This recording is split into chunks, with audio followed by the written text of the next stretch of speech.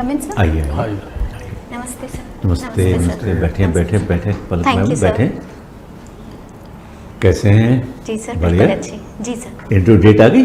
जी sir. कब है? Sir 16 जुलाई। 16th आ गया तब तो टाइम आरएस बनने का। उत्कर्ष में फर्स्ट टाइम, जी सर। पहली बार ही आए हो? जी।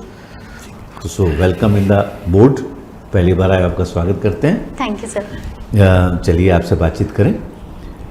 आपका बेटा डेट ऑफ बर्थ है, इसमें डेट ऑफ बर्थ आपने खाली छोड़ा हुआ है, नहीं लिखा, कोई बात नहीं। 10th में आपके 71% है, जी सर। 12th में 66%, बीएससी 65। जी sir. Subject? Sir botany, zoology, chemistry. Botany, zoology और केमिस्ट्री। जी सर। कहाँ से किया? सर कनौड़िया महिला महाविद्यालय अच्छा, जयपुर। कनौड़िया, ये राजस्थान गेस्ट हाउस के सामने ही तो है जी, वो। जी सर। कनौड़िया से किया। उसमें साइकोलॉजी भी हमारा सब्जेक्ट भी है आपके कॉलेज के अंदर। जी सर। फिर आपने एमएससी ज्योग्राफी किया 2019 में। जी सर। आपकी थर्ड फर्स्ट क्लास थी, लेकिन एमएससी में आपके 59% रहे। जी। क्या इस 1% से फर्स्ट डिवीजन चूकने पर आपको दुख हुआ? जी सर। क्यों? सर मैंने आरएस की परीक्षा के दौरान, जब मैं सर विभाग में मेरी कार्यरत थी, तो सर उसके साथ में ही मैंने ये प्राइवेट नहीं, मेरा सवाल नहीं है। जी सर। आपकी फर्स्ट डिवीजन 1 नंबर से रह गई, 1% से। जी सर। उसका आपको दुख हुआ या नहीं हुआ? सर दुख हुआ। क्यों हुआ दुख, मैं ये जानना चाहता हूँ। सर मुझे ऐसा लगा कि कुछ मेरी गलतियां रहीं, अगर मैं उन्हें करती तो शायद मेरे को फर्स्ट डिवीजन मिल जाती सर। इसका मतलब आपकी नज़र में ज्ञान इंपॉर्टेंट नहीं है, परसेंटेज और डिग्री इंपॉर्टेंट है, डिवीजन इंपॉर्टेंट है। भाई 1% में क्या ज्ञान तो वही है, क्या फर्क पड़ता 2, 4, 5 नंबर में? तो क्यों दुख हुआ आपको? सर इसीलिए कि सर मैं हमेशा से सर फर्स्ट डिवीजन रही। यही कारण है कि आज के पेरेंट्स, बच्चा 92% टॉप कर गया, मेरे बच्चे के 91 आए, उसको डांटते हैं 1% पे तू। अब ये नहीं देख रहे परसेंटेज मायने नहीं रखती बेटा, ज्ञान क्या है वो इंपॉर्टेंट है। तो परसेंटेज को कभी परवाह मत करना, ठीक है? हाँ जी सर। आपने 2019 के बाद क्या किया?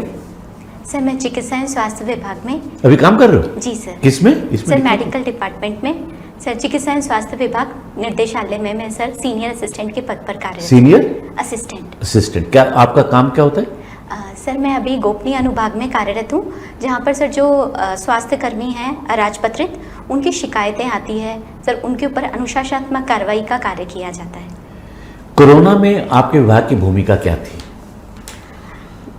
सर कोरोना के अंदर सर जितने भी स्वास्थ्य की सर जो इकाइयां हैं, सीएससी, पीएससी हैं, इन सभी पर सर है ना कोरोना की जांच करना, इससे संबंधित जो भी दवाइयां हैं उनकी उपलब्धता कराना, और सर जगह जगह कैंप लगवाना, और सर यही थी सर मुख्य भूमिका। आप लिंग भेद को मानती हैं कि नहीं? मेल फीमेल में अंतर है कि नहीं, होना चाहिए कि नहीं होना चाहिए, या इक्वल है सब, समान है, या अलग अलग भेद करती हैं आप?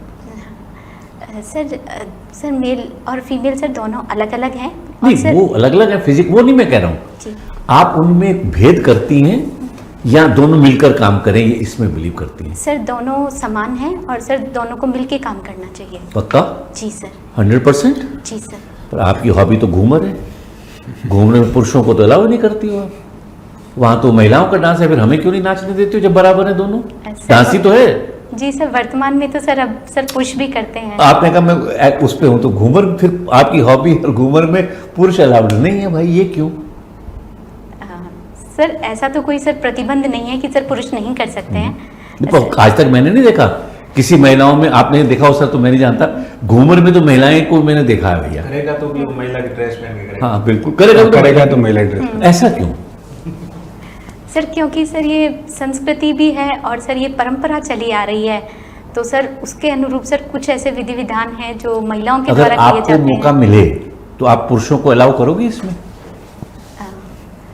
जी सर, अगर नृत्य ही का रूप है तो सर इसमें सर कर सकते हैं अलाउ। ऐसा कौन सा नृत्य है जो बहुत पॉपुलर है और महिला पुरुष दोनों करते हैं? बड़ा पॉपुलर नृत्य है एक स्टेट का, और हर स्टेट में वो लोग करते हैं।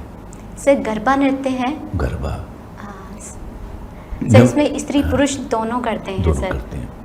मैं एक आपको पिक्चर दिखा रहा हूँ, आप इमेजिन करना उस पिक्चर को, आपको स्टोरी लिखनी है उस पिक्चर पे। जी सर। छोटी सी कहानी 2 मिनट के अंदर। जी सर। उस कहानी में 3 पक्ष आपको लिखना है। जो मैं बोलूंगा, सीन बोलूंगा, उससे पहले क्या हो रहा था, अब क्या हो रहा है, और कहानी का अंत क्या होगा। जी सर।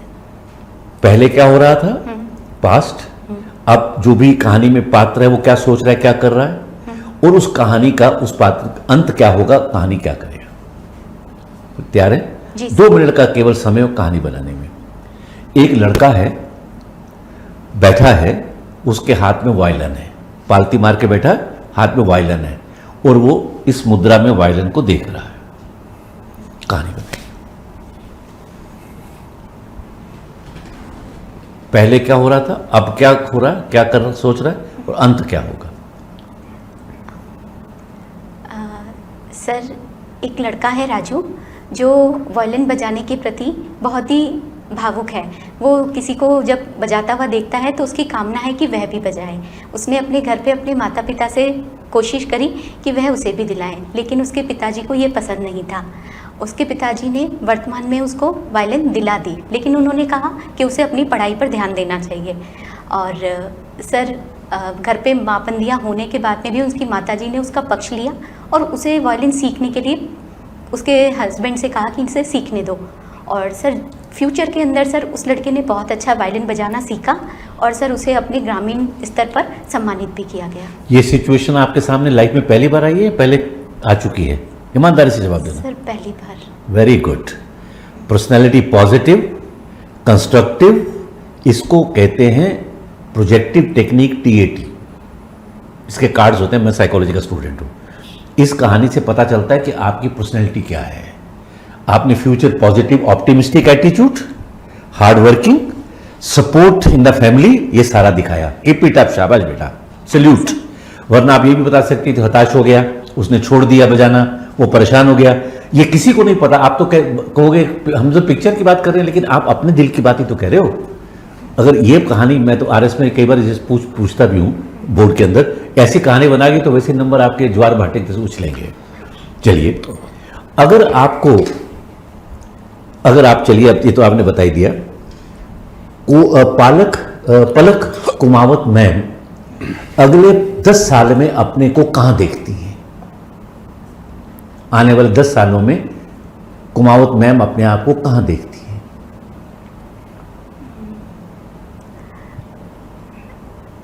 सर, मैं अपने कार्य क्षेत्र में बहुत से लोगों के बीच में मेरे को देखती हूँ, जहाँ पर मेरे जो भी साथ में हैं, जो वहाँ पर लोग उपस्थित हैं, उन सभी की मैं समस्याएं सुन रही हूँ। वहाँ पे बहुत सारे लोग ऐसे हैं जो मेरे द्वारा जो भी कार्य किए हैं उनके द्वारा वे लाभान्वित हुए हैं, और मैं सर आगे इन्हीं कार्यों को आगे बढ़ाना भी चाहूँगी। वो तो आपकी ड्यूटी है। आप अपने को कहाँ देखते हो, क्या देखते हो? राइट टू एजुकेशन क्या है? सर, शिक्षा का अधिकार। हाँ, वो तो है। क्या है ये? सर, कोई भी बच्चा है उसको सर है ना 6 साल से लेके 14 वर्ष तक का सर उसे अनिवार्य शिक्षा प्राप्त करने का अधिकार दिया गया है, जिसके तहत सर है ना राजस्थान सरकार ने भी सर से यानी पहली कक्षा से लेकर और 12वीं कक्षा तक निःशुल्क शिक्षा और सर इसका प्रावधान सामान्यतः देखने में आया है कि स्कूल ऐसे बच्चों को राइट टू एजुकेशन लेने में परहेज करते हैं। उनको फीस का नुकसान होता है। क्या होता है? आप RS अधिकारी हैं, आपके पास कंप्लेंट आई एक स्कूल की, ठीक है? वो विद्यालय जो है वो उस आपके शहर के MP साहब का है, ठीक है? और कंप्लेंट आई कि वो स्कूल RTE में राइट टू एजुकेशन में एडमिशन नहीं दे रहा। अब MP साहब का वो स्कूल है, अब आप क्या एक्शन लेंगी?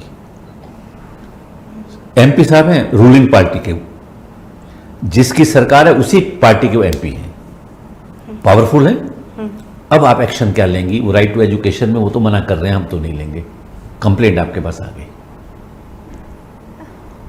सर, इसमें मैं सर जो विद्यालय है सर वहाँ पे पत्राचार के द्वारा उसमें कहूँगी कि RTE के तहत जो 25% बच्चों को एडमिशन का प्रावधान है तो उनके द्वारा ये किया जाना चाहिए। सर, जो नियम अनुसार जो कार्रवाई होनी चाहिए, मैं ये नहीं देखूंगी कि वह किसका। प्रिंसिपल साहब, आप तो प्रिंसिपल को लिखोगी। जी सर। प्रिंसिपल ने लिख दिया कि मैं आपको फोन किया, मैम MP साहब से बात कर लेना। वो जवाब दे देंगे। अब आप क्या करोगी? एमपी साहब को जवाब दोगी, फोन करोगी? सर नहीं, ये उल्लंघन सर स्कूल के द्वारा किया गया है, तो सर मैं स्कूल के विरुद्ध जो कार्रवाई होगी सर उसका नोटिस मैं स्कूल को दूंगी कि वह जो भी इसके लिए सर जो दंड का प्रावधान है सर, अगर वह ऐसा नहीं करते हैं तो सर उन्हें दंडित किया जाएगा। ऐसा कोई प्रावधान है जिसमें डॉक्टर्स को उसके रेजिग्नेशन के लिए प्रतिबंधित किया जा सके? सर यदि अगर उन्होंने अपने कर्तव्य पालन में सर लापरवाही करी है तो सर किया जा सकता है सर। जैसे एग्जांपल पीसीपीएनडीटी एक्ट है, उसके तहत अगर यदि कोई डॉक्टर उसके रिजाइन को प्रतिबंधित करना है। सर रिजाइन को प्रतिबंधित, हाँ। सॉरी सर, इसके बारे में सर मुझे नॉलेज नहीं। कोई रूल्स नहीं है क्योंकि आप तो उस डिसिप्लिनरी डिपार्टमेंट में है ना? जी सर। तो जब सर्विस बुक भरी जाती है तो अगर मान लीजिए कोई वॉलेंट्री रिजाइन लेता है, अच्छा, तो उसको रोकने के लिए कोई प्रावधान है नहीं?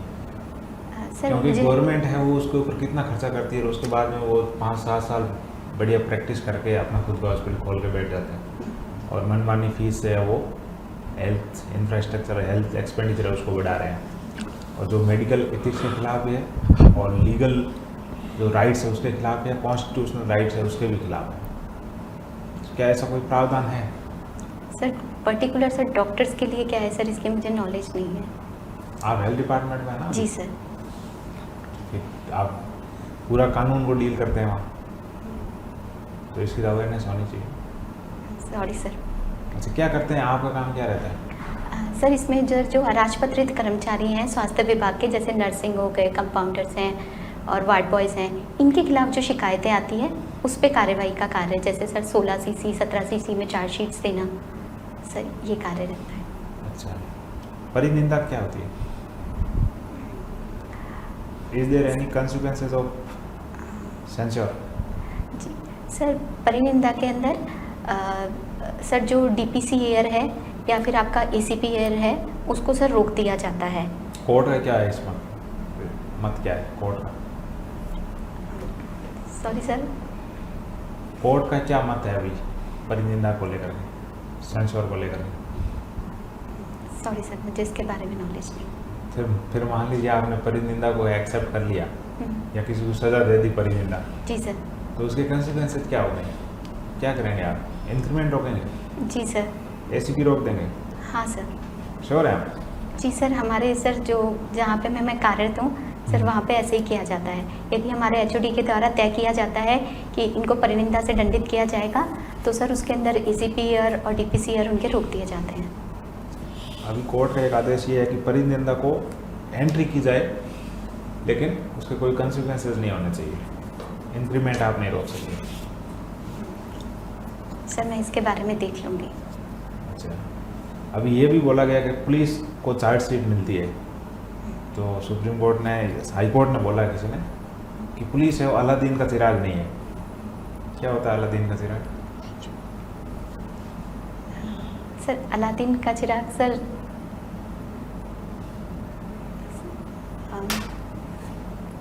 सॉरी सर मैं समझी नहीं सर इसमें क्या कहना चाह रहे हैं। जैसे डॉक्टर्स को भी है वो चार्जशीट मिल जाती है, कोई किसी तरह का इंसिडेंट होता है, जनरली होते रहते हैं हॉस्पिटल में, तो उनको तुरंत चार्जशीट इशू कर दी जाती है। जी सर। कोर्ट ने बोला था कि ये अलादीन के चिराग नहीं है। सर का क्वेश्चन ये है कि पुलिस अलादीन का चिराग नहीं है। अलादीन का चिराग क्या करता था, सोचो। सर विशेष पूरी करता है, जो चाहता था हो जाता था। हाँ। तो क्या पुलिस कर सकती है ये तो डॉक्टर्स भी नहीं कर सकते कि अब मर्डर हुआ, अलादीन चला गया, आजा चोर सामने आ जाएगा क्या उस सामने? जी सर।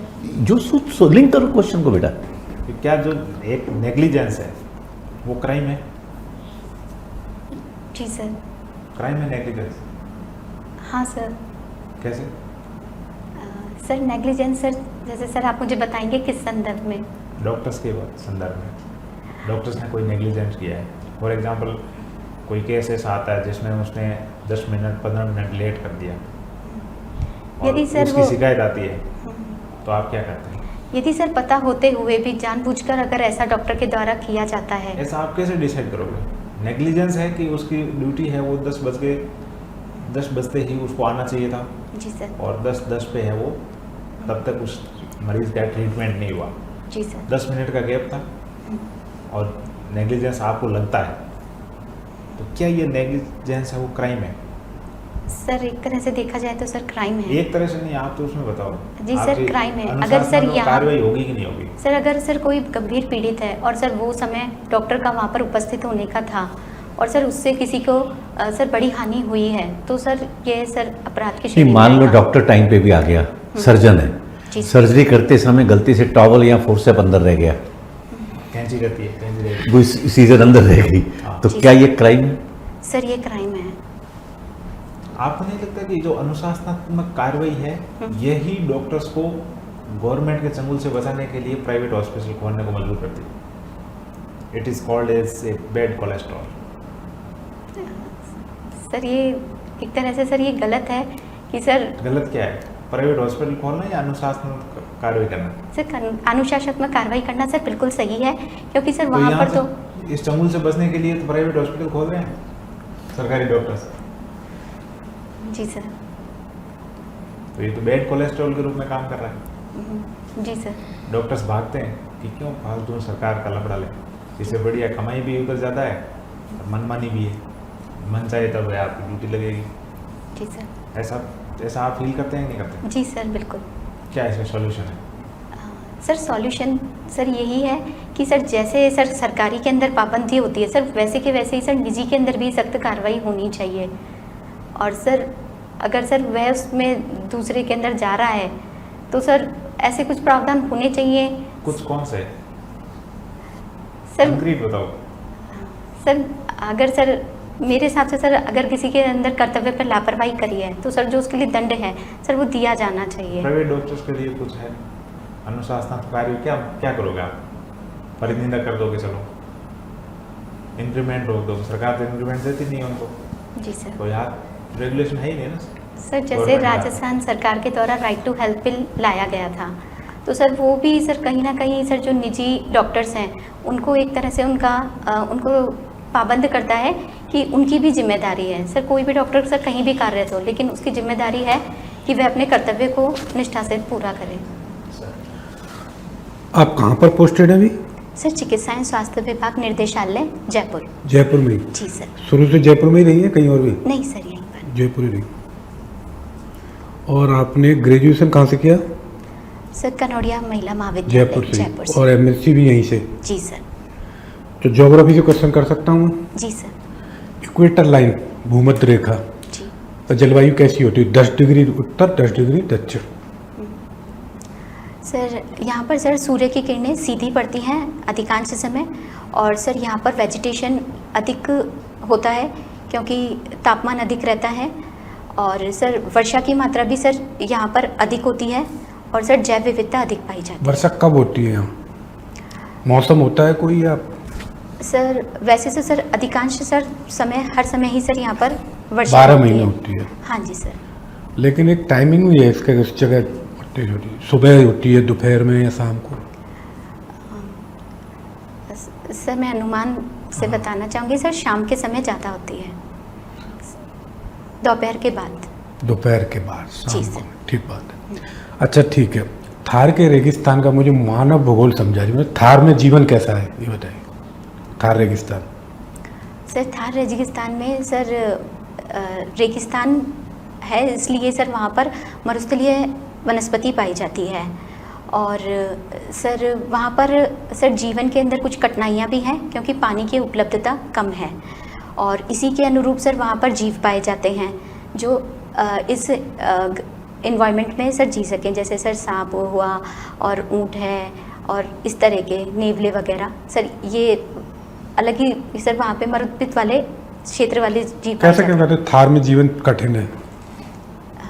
सर थार में एक तो सर वहाँ पर सर प्लांटेशन कम है, जिससे सर संसाधन अधिक विकसित नहीं हो पाए हैं, और सर कृषि का विकास नहीं हुआ है, इसलिए सर जो सुविधाएं हैं जो अन्य क्षेत्रों में जैसे मैदानी क्षेत्र के अंदर जो सुविधाएं होती हैं वो यहाँ पर विकसित नहीं आ पाई हैं। सर जैसे परिवहन यहाँ पर इतना विकसित नहीं है, और सर उद्योग वगैरह नहीं लगे हैं, तो सर अब तो खूब विकसित हो गया थार। सर कंपैरिजन में सर पहले से विकसित हुआ है सर। बहुत हो गया। इंदिरा गांधी कैनाल के आने के बाद तो बहुत कुछ परिवर्तन हो गया। इंफ्रास्ट्रक्चर, नेशनल हाईवेज बन गए, बॉर्डर पे बीएसएफ वालों ने भी खूब डेवलपमेंट किया है। जी सर। तो आप परिवर्तन बताइए ना। अच्छा एक चीज़ बताइए, आपने ज्योग्राफी पढ़ी है, विश्व के अधिकांश जो रेगिस्तान हैं उनमें बिल्कुल जीवन बहुत ही थोड़ा बहुत है, जैसे सहारा में सेंटर में नहीं है, लेकिन हर रेगिस्तान में जनजातियां जरूर पाई जाती हैं। देखा है आपने? जी सर। थार रेगिस्तान में जनजातियां क्यों नहीं है?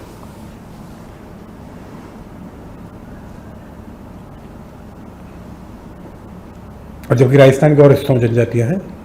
जी सर।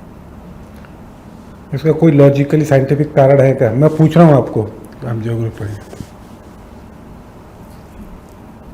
सॉरी सर, मैं नहीं बता पा रही सर। चलिए ठीक है, इंटरनेशनल रिलेशन पर आते हैं।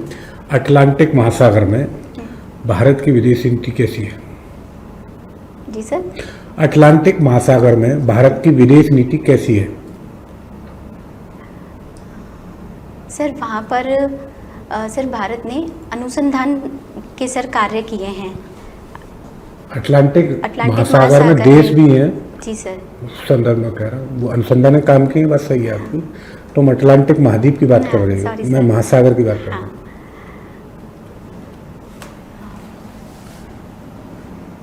सॉरी सर मैं चलो एक हिंट और देता हूँ। अभी वर्तमान में प्रधानमंत्री कौन देशों की यात्रा पे? सर अफ्रीकन और कैरिबियाई देशों की देश यात्रा पर बताइए, है। देश। सर त्रिनिदाद टोबैको और अर्जेंटीना, ब्राज़ील और नामीबिया और घाना। सर। ये कहाँ स्थित है? सर अफ्रीका, अटलांटिक ओशन में नहीं अटलांटिक है? ओशन में है सर। फिर? जी सर। अच्छा ठीक है, जयपुर के बारे में कुछ बताइए। आप जयपुर में पढ़ी हैं, जयपुर जी में ही नौकरी कर रही जी है, सर। बताएं। सर जयपुर राजस्थान की राजधानी है सर। यहाँ पर हेरिटेज सर बहुत अच्छा है। ठीक बात साथ है। ही यहाँ पर उद्योग धंधों का विकास हुआ है और सर अपने विभिन्न व्यंजनों के लिए भी जाना जाता है। और सर यहाँ पर परिधान बता दीजिए, मैं जयपुर के फेमस है ना परिधान। हाँ। सर मेनली यहाँ पर सर घाघरा चोली जो ढूंढार प्रदेश है वहाँ पर सबसे प्रचलित है। इसके अलावा सर लगभग सभी जो परिधान हैं वे देखने को मिलते हैं सर, जैसे राजपूती हो गया और सर पुरुषों के अंदर धोती कुर्ता है। जैसे मैं आपसे पूछूं कि मुझे अपने एक महिला मित्र के लिए जयपुर की स्पेशलिटी खरीदनी है, कपड़े, तो क्या सजेशन देंगे? सर जयपुर का सर लहंगा चोली ओढ़नी जो है सर, जो गोटे पत्ती का होता है सर, वो अभी ट्रेंड में है सर, क्योंकि जो मूवीज वगैरह आई हैं। अरे कोई बंदेज ऐसा भी तो कुछ है? जी सर। बंदेज भी सर जयपुर की प्रसिद्ध है। और ये लहरिया, पोमचा, ये सब क्या होते हैं? सर लहरिया है सर, बंदेज तो सर बांध के और रंगाई करके बनाई जाने वाली है। और सर लहरिया सर कुछ लाइनें होती हैं जो कि आड़ी और तिरछी होती हैं, उस तरह की ओढ़नी होती है। वो साड़ियों पे भी होती है कि सूट पे होती हैं? सर वर्तमान सर पहले साड़ियों पे चलती थी, अब सर वर्तमान में कुर्तियों पर और सर साड़ी पे और सर लहंगे चुन्नी सर सभी पर देखने को मिलती है। बगरू प्रिंट के बारे में कुछ कहना चाहिए? सर बगरू प्रिंट बगरू क्षेत्र के अंदर सर से आया है, जिसे कि हमारे पास में जीआई टैग भी दिया गया है। और सर इसके अंदर प्रिंटिंग की जाती है सर प्राकृतिक रंगों के द्वारा। और सर मलमल के कपड़ों का या फिर कॉटन के जो कपड़े होते हैं उनमें की जाती है, और सफ़ेद और लाल रंग इसमें प्रमुख रहता है। ठीक है। ठीक है बेटा, अभी आपका पहला चरण पूरा हुआ।